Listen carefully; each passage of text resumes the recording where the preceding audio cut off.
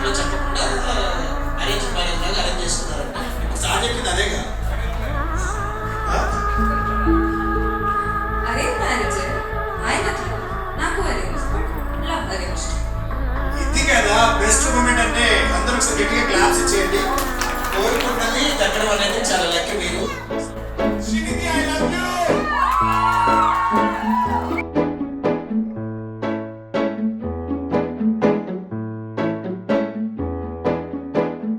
మరీ మరీ కొత్తగా నీ జత మరో మరో చిత్రమై